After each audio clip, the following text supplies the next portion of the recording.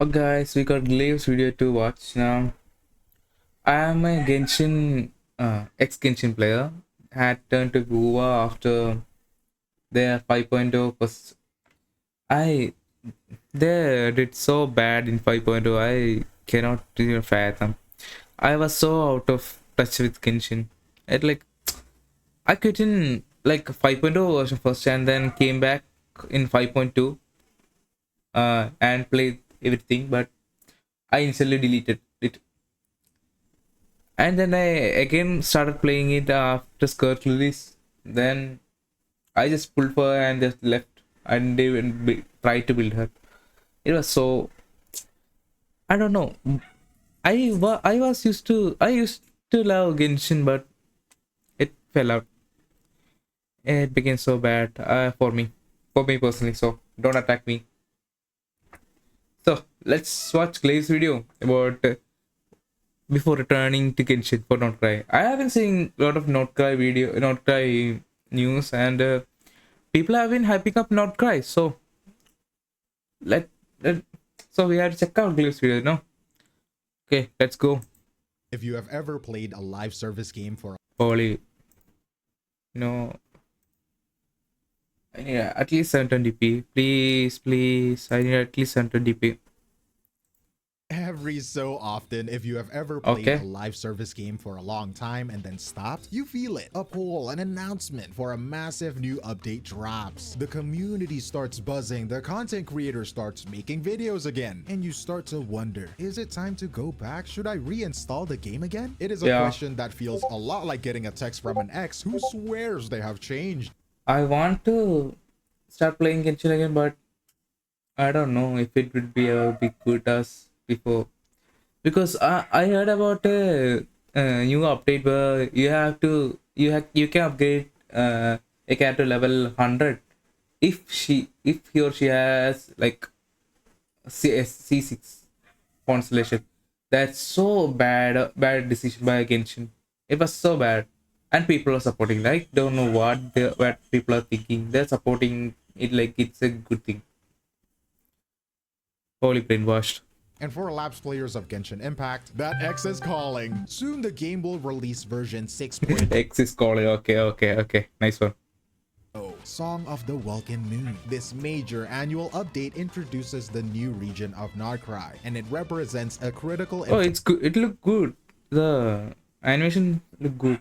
inflection point for the game. The hype is enormous and the promises are Yeah. even bigger. But the decision to return goes deeper than whether the new content looks good. It is about whether the game Oh, Lunar Surge. Oh God, they made a specific character for a specific type of reaction. Lunar Surge. I heard about that, and people were like complaining or non-stop. I don't know what they were thinking creating that. itself aligns with the reasons you play, including any reasons you may have left in the first place. This video is an attempt to answer What? play, including any reasons you may have left in the first place. This video is Say an it attempt us. to answer that question. We are going to cut through the marketing and the community hype for a sober, evaluative analysis of the entire proposition. We will make it as fair as possible. We will look at the incredible promise of Nod-Krai, weigh it against the game's persistent fundamental challenges, and examine the outside pressures forcing it to evolve. The goal here is to give you a clear framework to decide if reinstalling is a worthwhile investment of your time. To start, Yeah, we will have I to want to look at know what that. is actually being offered here. What exactly is Dawei putting on the table to get you to come back? The answer is a great deal. Version 6.0, titled Song of the Welkin Moon, is being positioned as a reckoning. For years, Genshin has accumulated what you could call narrative depth. It is the Yeah, Genshin have good low drops and narrative things. They have good story. Not very good storytelling, but they have a good story to back it up. So uh, I really love its lores and stuff. game's habit of consistently name-dropping characters and plot lines with a promise of someday, only to let that someday stretch to years. With Yeah, like 5 years. We were waiting for Lumines. What did Lumine saw after traveling whole the Solaris whole Genshin world? I forgot its name, man. Nod-Krai. It seems the bill is finally coming due. The roster they're rolling out is a powerful draw, focusing on characters players have anticipated for years. The first one, you have Varka, the actual Oh, he looked good, but why does he look HSR coded? He look HSR coded. No, Grandmaster we don't have any character look like this in Genshin. Yeah, we don't have any character. But HSR we have characters with same face like 3 or 4 of the Knights characters. of Favonius, who has been away on an Oh, he's the Knight of Harmonious. Oh, the Grandmaster or something. Like Jean's the acting Grandmaster now. So he is the actual expedition Grandmaster. since the game launched in 2020. After 5 long years, he Yeah, 5 long years. That's a bad. has presumably found his way back from the store with that milk he went out for, and now Classic joke. he is here. And then there is Alice, Klee's mother, a character who, Yeah.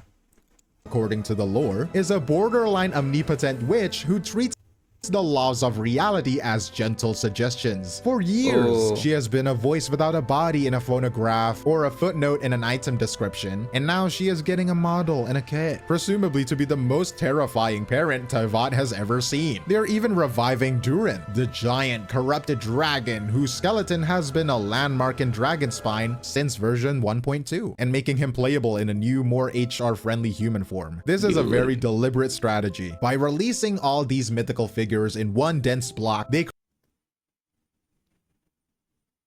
create a powerful can't miss event calculated to trigger a sense of Yeah. FOMO, the fear of missing out I in really want to anyone play now. invested in the story. The poll also extends to the world itself. Nod-Krai represents a fundamental deviation from the game's core formula, stepping away from the established 7-nation tour of Teyvat. Its defining feature is a complete lack of connection to the 7 elements or their archons. For 5 years, the game has operated on a consistent set of rules: 7 elements, 7 gods, 7 nations. Yeah. Nod-Krai ignores all of that, running on a parallel system of moon magic that supposedly What? Moon magic? Nod-Krai ignores What is?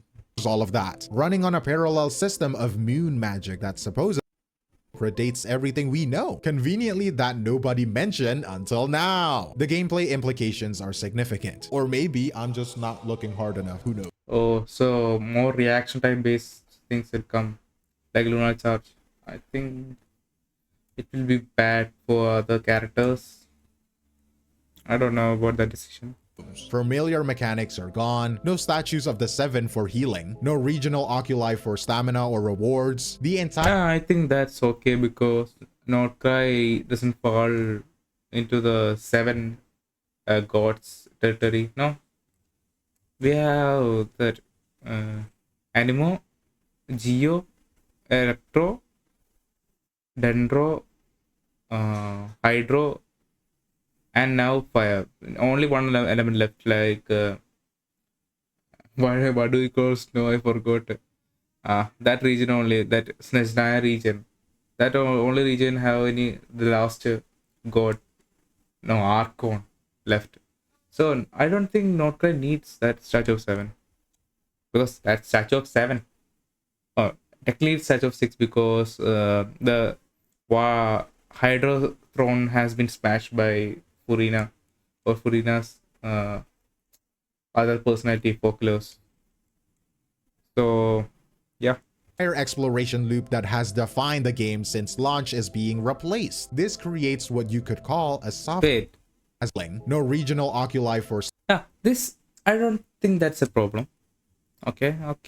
Yeah, you can think whatever you want. It's your personal opinion. stamina or rewards. The entire exploration loop that has defined the game since launch is being replaced. This creates what you could call a soft reset, a fresh starting line. If you quit Yeah. before Dendro was released and feel hopelessly behind, Nod-Krai is designed to mitigate that. Everyone, veteran and returning player alike, will be learning its new rules at the same time. From a Yeah. storytelling perspective, it is a brilliant piece of narrative housekeeping. The developers describe Nod-Krai as a crucible, a purpose-built stage to finally resolve dangling plot threads like the Fatui, the Hexen Circle, and Varka's expedition. This allows Yeah, These have been the questions from 1.0.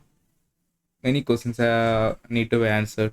Allows the eventual final act in Snezhnaya to be clean and focused, without being bogged down by 5 years of baggage. This ambitious proposition, a massive payoff of lore and brand new way to play, is only one side of the coin. The other is how these ideas will eventually change the moment-to-moment gameplay. And that brings us to the mechanics. A new map and new characters are one thing, but the real question is whether the game will actually feel different to play. Based on what is being proposed, it seems Hoyoverse is targeting some of the oldest complaints about its combat system. They're doing the same for the often underwhelming electrocharge reaction, which has all the impact of lukewarm coffee. A new character, Flins, introduces a mutated version of the reaction. This approach goes This I don't know. They should do it or not. I cannot. I like the lunar charge stuff, but I don't know. It will create new game, not difficulties, game reactions, and make it more fun. But I don't know. It will be shilling many characters. character Flins introduces a mutated version of the reaction. This approach goes even further with the new Harbingers, who are teased with abilities that can point to a more sophisticated type of power creep. Usually new characters just have bigger numbers. This is about introducing characters who don't just play the game, they change its rules, compelling you to pull for them to access entirely new ways to play. Yeah. And this is where we have to pause. It becomes a must-pull scenario. It is so bad. That must-pull scenario will be always be bad in any game. That's why I love what Rimways, but it does not have that must-pull. You have to pull for Shopkeeper and Varina, but other than that, there is no must-pull. Actually, you can create many type of teams. It is not versatile, but I have more Genshin, more 5 stars than Genshin I had in Genshin for the 1.5 years I played. So And address a crucial point. Is this model fair? From a player-centric viewpoint, it can feel deeply unfair. The developers are essentially selling the solutions to problems they created and allowed to exist for years. This creates a clear divide. Those who get the character get to play with the fixed version of the element, while everyone else is left with the old, weaker mechanics. However, from a business perspective, this is the core of the gacha model. The game is free and its it's called continued power creep, development man. is fun. Because without the new event, you cannot clear stuffs and this. I never liked the Knights or mechanic introduced in Naran because I don't have any natural characters except Skr, but Skr is not a natural character. That's in 5 versions I only got Skirk. So I hate that part. I hate that part. Knights or mechanism. By selling compelling unique characters. If these fixes were universal, the incentive to spend wishes or money on these new characters would be much lower. The new mechanic is the selling point. The argument is that the base game remains perfectly playable, and these character No. That is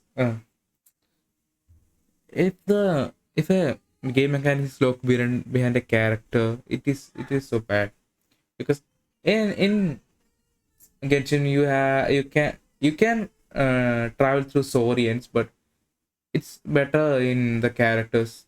Actually, I hate this. I don't have a single Natla character, so I can do any exploration with that character. I feel left out.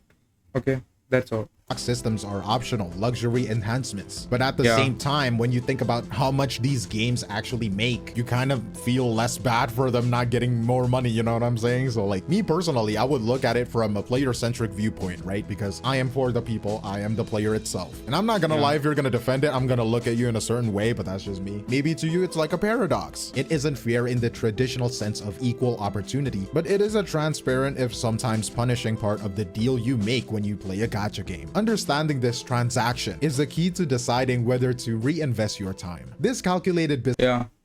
I don't know if I want to play now because if they are creating more Lunar Charge type stuff, I don't want to play actually. business model has massive implications for the game's future. But looking back to the future doesn't erase a complicated present. What is the actual experience of logging back in right now? Before you can get to Nod-Krai, you have to contend with the game as it exists today. The current patch 5.8 serves as a perfect experiment that tells you a lot about the modern Genshin experience. On paper, it's great. It offers a permanent new map, the Sunspray Summer Resorts, and a new character in Nefa. This is all wrapped I saw this version trailer, but around a main story quest that has been incredibly divisive. Some players praise its wholesome character moments. A very loud portion of the community, however, has criticized it for long stretches of vapid dialogue, poor pacing, and frustrating quest design. Genshin has very bad, like storytelling. It's very bad at storytelling. If they have good story, I don't deny it. It is the best, one of the best stories I have seen, but it does not have a good storytelling, man. That's holding it back. The model expressions and stuff, they have to upgrade somehow. It is being left behind.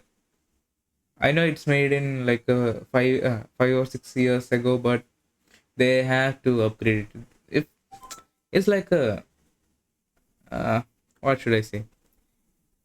You have to upgrade to the latest meta for getting more interactions and stuff. No, that way you have to upgrade your system, or it will be not that much fun. I saw more expressions in that cooking lady, Gordon Ramsay cooking lady, but I never saw any other characters doing more expressions in Genshin. Not bad as HSR though, I gotta say. Where the game yanks camera control away from you, usually right where you're about to do something interesting. Here is the central point though. Your personal tolerance for the 5.8 story is a strong predictor of your long-term satisfaction. The patch is a microcosm of the entire Genshin loop. It has pretty good exploration, a new character to wish for, yippee, and a long story of highly subjective quality. What one player sees as a tedious roadblock, another sees as the main course. If you find yourself in the first camp, understand that this fundamental design friction isn't going away. That experience feeds into a much larger, though different, kind of challenge. Now, you're right that the game has changed. With the precedent set by the Natlan Archon quest, players are not forced to complete every single story chapter to access the newest one. You won't be hard locked out of Nod-Krai by hundreds of hours of quests, but this creates a new paradox. The game gives you a shortcut, but it comes at the cost of context. A returning player now faces a difficult choice. Will you use the quick start function to jump straight into Nod-Krai, potentially feeling lost and disconnected from a story that represents characters and events from Sumeru and Fontaine you have never seen? Or do you still feel the pressure to go back and play through those hundreds of hours of acclaimed but lengthy story arcs to get the full picture? The anxiety shifts from I can't play. If you don't have the context of the upcoming things from the current quest, then you will be wondering what they are doing and stuff. So you have to know about everything that comes before it.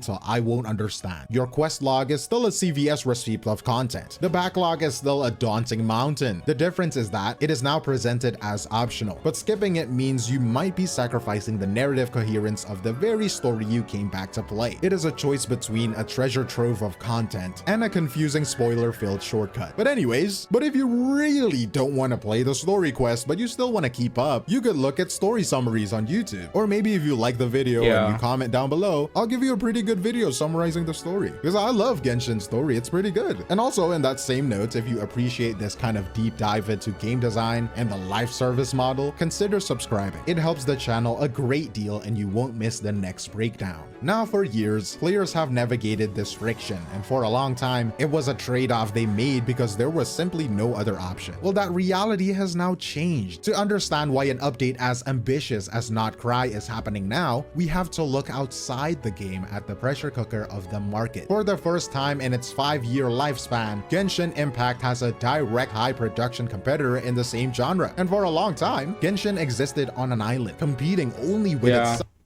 It's they no gacha game have been that close to Genshin for years, and after the reviews came, no, First, it's just a game. It became a competitor, but I don't know what happened after that. I never played HSR, so I don't know.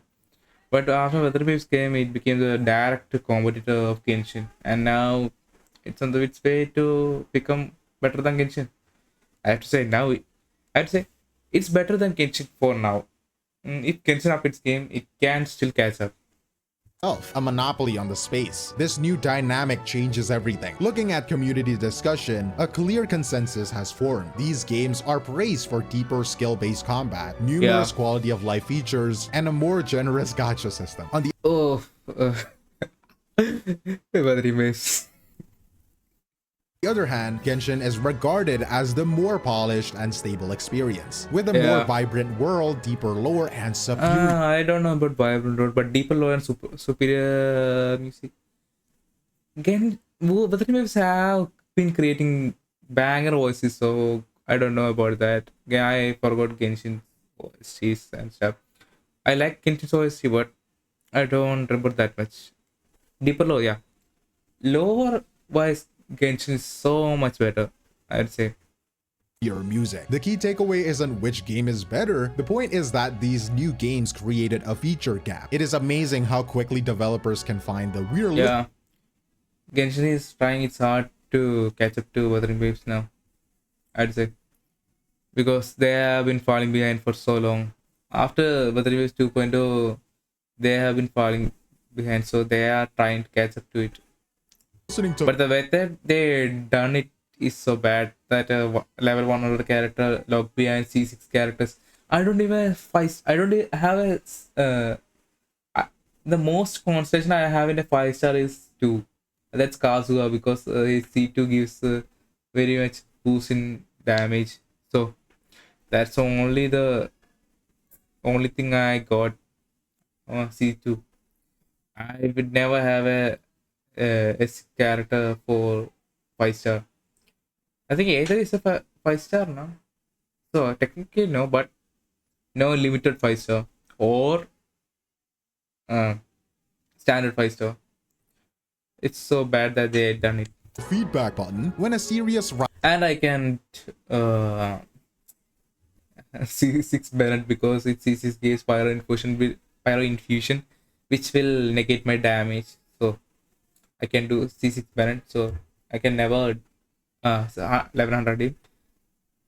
Ah, rival shows up. For the first time, dissatisfied players had a viable alternative to turn to. In that context, the timing and the scope of Nod-Krai look less like a coincidence and more like a calculated response. Is it really a surprise that just as a competitor arrives, praised for its engaging combat, Hoyoverse announces one of its most significant meta shakeup to date? These are targeted, surgical strikes on long-standing design if they complaints. did Complaints good, that then the for the competition update, has I used to its will be happy advantage. to play. Version 6.0 is more than just the next chapter, it is a statement. It is Hoyoverse demonstrating its entire player base that it can still innovate and is willing to fight to keep the top spot. It is a defensive maneuver in a newly competitive landscape. So with all of that in mind, the incredible promise of the new content, the reality of the game's persistent flaws, and the market pressure forcing change, we can finally address the original question. Should you return to Genshin Impact for the Should I return to Genshin?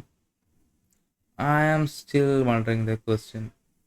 I want to return to Genshin if they look behind tech mechanism behind characters. I will not be uh, returning to Genshin. If they if if they could hype up the things that comes out on 6.0, I will definitely try it out.